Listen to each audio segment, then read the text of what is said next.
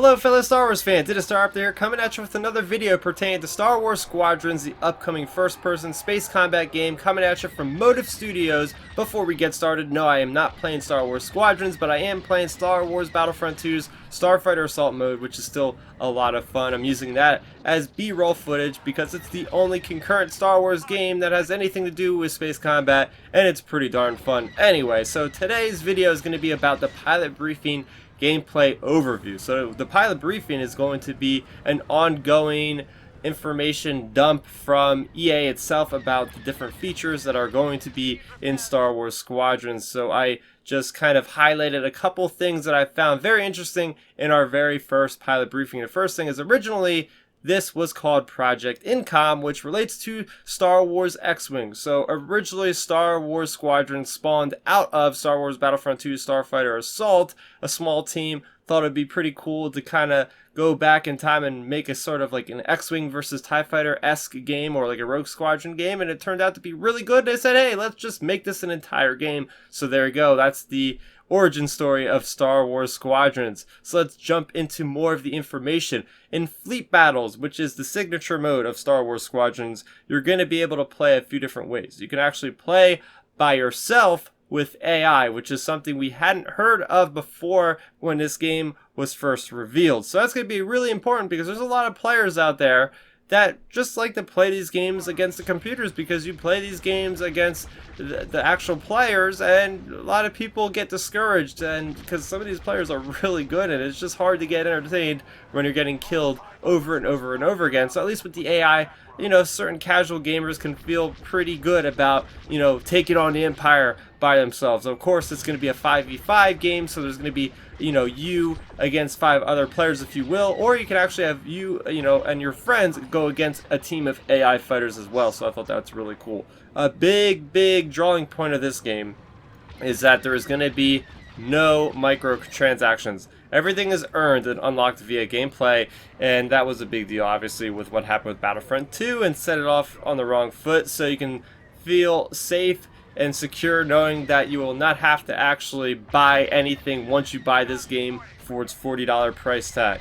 Okay, some things you can unlock besides the cosmetics are the ship components, and they are unique to certain ships. So, you know, you have your TIE Fighters, your A-Wings, all those ships have unique type of upgrades, which makes a lot of sense because some ships have different kind of guns on them, other ships have different kind of holes, so it makes sense.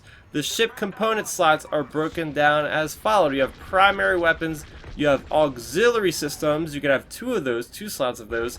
You have a single hull slot, a single shield slot, and a single engine slot. So yes, there's lots of mixing and matching different parts to make your ships feel like they're how you want to fly, basically. There's actually trade-offs for every component. So for instance, one might add defense against blasters, but it might lessen its effect against missiles. So I like this fact because in Star Wars Battlefront 2 we had the Star Card program where it's like, okay, you can just boost up the damage on this or boost the distance on this move, whereas this mode, the way they are doing this system, it's a very give and take. So it's going to be more balanced, I would say. Like, it's not going to be as cookie cutter. Like, you're not going to have every pilot having the same kind of components, because a certain character or a certain person might want to have more blasters resistance than missile resistance. So either way, it's going to be kind of a risk and a gamble with what you're doing.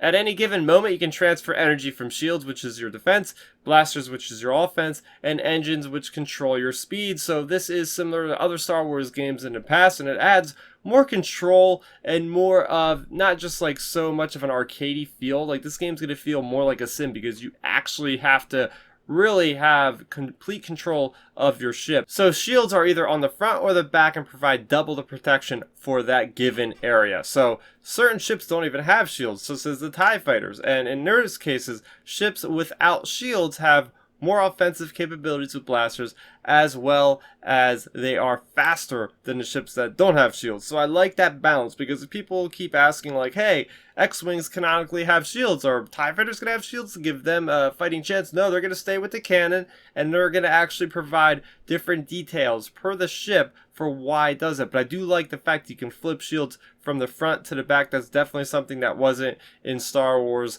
Battlefront 2 Starfighter Assault. And finally, matchmaking prioritized for what faction you want to play, since the ships feel all different. So again, this is different from Battlefront 2 Starfighter Assault, where every other match you would just automatically be switching from Rebels to the Empire to First Order to the Resistance, etc. So I like this because the ships feel so much different. They're not mirrors of each other on each side. So there's going to be certain players that just want to stick to the Empire and certain players that want to stick to the New Republic. So this adds like that much more of a competitive value to the game, because you're going to be sticking with that same ship that you want to play as and get better and get better and get better at. So that to me adds like more playability to this game, more camaraderie around your faction. I know there's going to be plenty of people that are just like, yeah, the Rebels stink and the Empire is the best. And that's kind of the feeling I got from playing World of Warcraft with the Horde and Alliance. Everybody had their allegiance, even outside of playing the game. They would still feel that way. So I feel like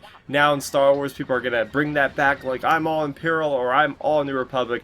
That's going to be a lot of fun. So that's going to do it for this first video of me deep diving into the pilot briefing gameplay overview. Like I said, there's going to be more pilot briefings in the future, so stick to the channel if you want to find out more with Star Wars Squadrons. If you're new to the channel, welcome. I do talk about Star Wars, not just the Star Wars video games, but I talk a lot about the books like Alphabet Squadron, Shadowfall, which is going to have a tie-in to Star Wars Squadron. So if this is all new to you, if you haven't been on the channel, welcome. Please do subscribe to the channel, as you won't miss any other videos, especially if you have that notification bell icon toggled on. That is going to do it for me, Starrapter. Thank you so much for watching, and may the Force be with you always. Thanks for checking out the video. Please hit that thumbs up symbol. It helps me know that I'm making content that you guys enjoy. And if you enjoyed this video, I also include 2 videos down below you guys should check out. And please consider subscribing to this channel. It helps support me, and it notifies you guys of when I get new videos up on the channel. You can also contact me